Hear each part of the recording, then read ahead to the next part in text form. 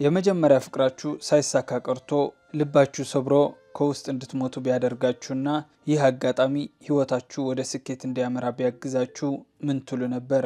በዚህ ፊልም የፓርክ ታሪክ እናያለን። ፍቅረኛው ደሃ ስለሆነ ጥላው ሄዳለች። ታሪኩ የሚጀምረው ሶዩምን እያየን ነው። ፍሬሽ ሆና ለመጀመሪያ ጊዜ ክላስ ስትገባ አስተማሪው ይናደዳል። በተማሪዎቹ መሃል እሷን እያየ ያለ አንድ ተማሪ እናያለን። ተማሪው ፓርክ ይባላል። ፓርክ በክላስ መሃልም ዞር ያለ ይመለከታት ነበር። በተመሳሳይ ቀን ወደ ቤት እየሄደ ያለ ባስ ውስጥ ያገኛታል። በልቡም ብዙ ነገር ያስባል። ተደብቆ እያያት እንደሆነም ሶዩም ትነቃበታለች። በዚህ ፓርክ ደንግጦ ፊቱን ያዞራል። ቤቱ እየሄደ ያለም የሁለቱ መንገድ አንድ በመሆኑ ይገናኛሉ። ፓርክ ቁንጅናዋ በጣም ስለማረከው አይኑ ከሷ ማንሳት አልቻለም ነበር። በመሃል የፓርክ ጓደኛው ናቡክ ይመጣና ሰላምታ ይሰጠዋል። ናቡክ በጣም የሚወደው ጓደኛው ነው። ልክ እንደመጣም የወንዶች ጓደኝነት ነገር መዋሸት ይጀምራል። ፊት ለፊት ቆማ ያለችው ልጅ 121ኛ የሴት ጓደኛው እንደሆነች ይነግረዋል። ሁለቱም በዚህ ጉዳይ ያወሩ ቤታቸው ይሄዳሉ። ፓርክ በጣም በስርዓት ያደገ ልጅ ነው። እናቱ ኃላፊነት እንዲሰማው አድርጋ ነው ያሳደገችው። አንድ ቀን ውጭ ወጥቶ ፎቶ እያነሳ ያለ በመሃል ሶዩም ትገባበትና ፎቶ ያነሳታል። በዚህ የተነሳ ሁለቱም ማውራት ይጀምራሉ። እያወሩ እየሄዱ ያለ መንገድ ላይ አንድ የታሸገ የድሮ ቤት ያገኛሉ። ሶዩም ገብተን እንየው ትለውና ፓርክ የማናውቀው ቤት ባንገባ ይሻላል ይላታል። አልሰማም ስትለው ዋሽቶ ሰው የተገደለበት ቤት እንደሆነ ይነግራታል። እሷ ግን በመፍራት ፋንታ ቤቱ በመጥፎ የሚጠራ ከሆነ እኔ መቀየር ፈልጋለሁ ትለዋለች። በሚቀጥለው ቀን አስተማሪው ተማሪዎቹን ወጥተው ፎቶ እንዲያነሱ መመሪያ ይሰጣቸዋል። ይህ ሶዩምን ለመቅረብ ለፓርክ አሪፍ አጋጣሚ ነበር። ፓርክ ጠዋት እንደተነሳ ፀጉሩ ታጥቦ ተዘጋጅቶ ይወጣል። ሁለቱም የሚያነሱት ቆንጆ ህንፃ እያፈላለጉ ነው። በዚህ ወቅት ሁለቱም ስለ ህይወታቸው ያወራሉ። ፓርክ ከልጅነቱ በከተማው ያደገ በመሆኑ ከተማው እንደማይወደው ይነግራታል። ሶዩም ግን በተቃራኒው እንደምትወደውና እናቷ ከሞተች በኋላ የቤት ኃላፊነት እሷ እንደምትወስድ ትነግረዋለች። በተጨማሪም ቶሎ ትምህርቷን ጨርሳ ስራ ማግኘት እንዳለባት ታጫውተዋለች። በዚህ የሁለቱም ግንኙነት ጥሩ እየሆነ ይመጣል። ቀጥለው ሁለቱም አንድ ላይ በመሆን የተዘጋው ቤት ያጸዳዱታል። ሶዩም ቤቱ እንዲያምር አትክልት ትተክልበታለች። በዚህ ወቅት ፓርክ ትክክለኛ ጊዜ አይቶ ቦይፍሬንድ እንዳላት ይጠይቃታል። ጥያቄው ስላልተመቻት ሳትመልስለት ትቀራለች። ፓርክ ይቅርታ በመጠየቅ የምትወደው ሰው እንዳላት ይጠይቃታል። እሷም ሲኒየር ተማሪው ጄቡክ ሁሉም ሴቶች እንደሚወዱትና በጣም ቆንጆ ጎበዝ የአርኪቴክቸር ተማሪ እንደሆነ ትነግረዋለች። ፓርክ እሱም የኢንጂነሪንግ ተማሪ መሆኑ ለማስታወስ ይሞክራል። እሷም ጄቡክ በጣም ሀብታም እንደሆነና እሱ ግን ድሃ መሆኑ ትነግረዋለች። ፓርክ በንግግሯ ትንሽ ቅር ይሰኛል። ማታም ጓደኛው ናቡክን ይነግረዋል። ሰሞኑ ጥሩ ስሜት እየተሰማው አለመሆኑና ሶዩምን እንደሚወዳት ይነግረዋል። ናቡክ ጓደኛው ፍቅር ስለያዘው በጣም ደስ ይለዋል። ስለ ሶዩም ተጨማሪ እንዲነግረውም ይጠይቀዋል። ፓርክም በጣም ተወዳጅ እንደሆነችና ሊያገኛት እንደሚፈልግ ይነግረዋል። እንዴት ልቧን ማሸነፍ እንደሚችል ግን ግራ እንደገባው ያጫውተዋል። ናቡክም ከሴት ጋር እንዴት መሆን እንዳለበት ይነግረዋል። ፍቅር እሱ እንደሚያስበው ከባድ እንዳልሆነና ትንሽ በራስ መተማመን እንደሚያስፈልገው ይመክረዋል። በሚቀጥለው ቀን ፓርክ ራሱን በመሰብሰብ የባቡር መንገድ ወዳለበት ቦታ ይዟት ይሄዳል። ሶዩም በዚህ ደስ ይላታል። ኖቬምበር 11 ልደቷ እንደሆነና ልትጋብዘው እንደምትፈልግ ትነግረዋለች። እየበሉ እያለ ህልሟ ምን እንደሆነ ይጠይቃታል። ህልሟ አሪፍ ስራ እንዲኖራትና ባለ ሀብት ማግባት እንደምትፈልግ ትነግረዋለች። በዚህ መልሷ ፓርክ ይደነግጣል። ቢሆንም ፊቱ እንዳይታወቅ የተቻለውን ያህል ስሜቱን ለመደበቅ ጥረት ያደርጋል። እሱ የተሳካለት አርኪቴክት ከሆነ ግን ለእሷ ቤት እንደሚሰራላት ቃል ይገባላታል። ሶዩም በደስታ የህልሟ ቤት ምን እንደሚመስል መሳል ትጀምራለች። ፓርክ በዚህ በጣም ይደሰታል። ቀኑን ሙሉ አብረው ካሳለፉ በኋላ ማታ ወደ ቤት ለመመለስ ባቡር እየጠበቁ ነው። ሶዩም እንቅልፍ ስላሸነፋት ትከሻው ላይ ትተኛለች። ካሁን በፊት እንደዚህ ሰው ጋር ተጠግቶ ስለማያውቅ ፓርክ ትንሽ ይደነግጣል። ቢሆንም በቁንጅናዋ እየተማረከ ስለመጣ ቀስ በቀስ ወደ እሷ ጠጋ ይልና የሁለቱም ከንፈር ይገጣጠማል። ፓርክ ይህ ድርጊቱ ለጓደኛው ናቡክ በደስታ ያጫውተዋል። የመጀመሪያው ኪስ እንደሆነና የሳማት ተኝታ ያለች እንደሆነ ይነግረዋል። አዲስ ሴሚስተር እንደጀመረ ሶዩም በግቢያቸው የሚገኝ ሬዲዮ ጣቢያ መስራት ትጀምራለች። ፓርክም የሷ ፕሮግራም በጣም ነው የሚያዳምጠው። ሶዩም ፕሮግራሟን ጨርሳ እንደወጣች አብረው እንዲሄዱ ይጠይቃታል። ጄቡክ እሷ ጋር እንዳለና አብረው እንደሚሄዱ ትነግረዋለች። ጄቡክ ጋር ብቻዋን ላለመላክ በማሰብ ፓርክ እነሱ ጋር አብሮ ይሄዳል። መኪና ውስጥም የተኛ መስሎ የሁለቱም ወሬ ያዳምጣል። ጄቡክ እና ሶዩም እየሳቁ እያወሩ ነው። በመሃል ጄቡክ በሁለታቸው መሃል ያለ ግንኙነት ሶዩምን ይጠይቃታል። እሷም የቅርብ ጓደኛዋ እንደሆነና ከጓደኝነት ያለፈ ሌላ ግንኙነት እንደሌላቸው ታስረዳዋለች። ቢኖራቸውም የእሷ ወጪ ለመሸፈን አቅም እንደሌለውና እንደማይመጥናት ትነግረዋለች። ጄቡክ ደስ ብሎት ይስቃል። እሱም ፓርክ የለበሰውን ልብስ ካየ በኋላ ለማኝ እንደሚመስል ይነግራታል። ፓርክ ንግግራቸው መቋቋም ስላቃተው ቶሎ እንዲያወርዱት ጠይቆ ቤት ይሄድና ንዴቱ እናቱ ላይ ያናፍሰዋል። አንድ ጥሩ ልብስ ለምን የለኝም በማለት እናቱ ላይ ይቆጣል። እናቱም ልብሱ ኖርማል እንደሆነ ታስረዳዋለች። እሱ ግን እየጮኸ ወጥቶ ይሄዳል። ማታ ናቡክ ጋር ይሄድና ችግሩ ያጋራዋል። ሶዩም ይመጥነኛል ብላ እንደማታስብና ጄቡክን ሳትወደው እንደማትቀር ነግሮ በቁንጅናም ሆነ በሀብት ጄቡክን መብለጥ እንደማይችል ይነግረዋል። ናቡክ ግን ሀሳቡን ውድቅ በማድረግ ቆንጆ ሴቶች ኖርማል ወንድ እንደሚመቻቸው ነግሮ አሁንም እንደሚወዳት ካልነገራት እያያት ጥላው ከሌላ ጋር እንደምትሄድ ለማስረዳት ይሞክራል። የክረምቱ የመጀመሪያ በረዶ መጣል ሲጀምር ፕሮፖዝ ለማድረግ አሪፍ ወቅት እንደሆነና ያኔ እንዲጠይቃት ይመክረዋል። በሚቀጥለው ቀን ሶዩም እቃ እንዲያግዛት ትጠይቀዋለች። ሶዩም ቤቷ ሩቅ ስለሆነባት ካምፓስ ውስጥ ለመኖር ትወስናለች። ቤቱ ጠባብ ቢሆንም ለሶዩም ግን እንደ አዲስ ጅምር ነበር። እቃ ያወጣች ከአልበም የልጅነቷ ፎቶዎችን ለፓርክ ታሳየዋለች። መንገድ ላይ እየሄዱም ቤት እንዴት እንደናፈቃት ነግራ ነገር ግን ህይወቷ ሳይቀየር እንደማትመለስ ትነግረዋለች። ፓርክ በንግግሯ ይደነቃል። እየሄዱም የክረምቱ የመጀመሪያ በረዶ ሲጥል የተዘጋው ቤት ውስጥ ሊያገኛት እንደሚፈልግና የሚነግራት ወሳኝ ጉዳይ እንዳለ ይነግራታል። በሚቀጥለው ቀን ፓርክ ክላስ ሳይመጣ ይቀራል። ሶዩም ባለመምጣቱ ትጨነቃለች። ክላስ አልቆ ቤት ልትሄድ ስትል ጄቡክ አስቁሞ አብረው እንዲወጡ ይጠይቃታል። ሶዩም ፓርክ ለማግኘት እንደምትሄድና እንዲረፍድባት እንደማትፈልግ ትነግረዋለች። ጄቡክ በኋላ አብረው እንደሚያገኙት ነግሮ ይዟት ይሄዳል። ፓርክ ከጠዋት ጀምሮ በወረቀት ላይ የሳለችውን የህልሟ ቤት በመስራት ላይ ተጠምዶ ነበር የዋለው።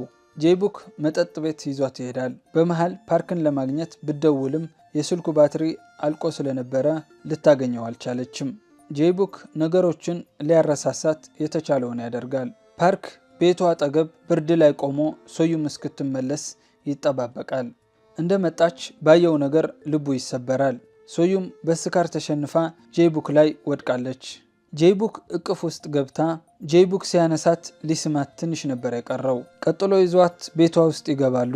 ፓርክ በሩ ጋር ተጠግቶ የሚሆነውን ነገር ለማዳመጥ ይሞክራል። ቢሆንም የሚሰማ ድምፅ አልነበረም። ያየውን ነገር መቋቋም አቅቶት በጣም ተበሳጭቶ ቤቱ እየሄደ እያለ ሁለተኛ ላለማፍቀር ይወስናል። ከዚህ በኋላ ቀናት ያልፋሉ። በእነዚህ ቀናት ሶዩምን አላገኛትም ነበር። ድንገት ታገኘውና ለምን እየራቃት እንዳለ ትጠይቀዋለች። እሱም ሁለተኛ ሊያገኛት እንደማይፈልግ ይነግራታል።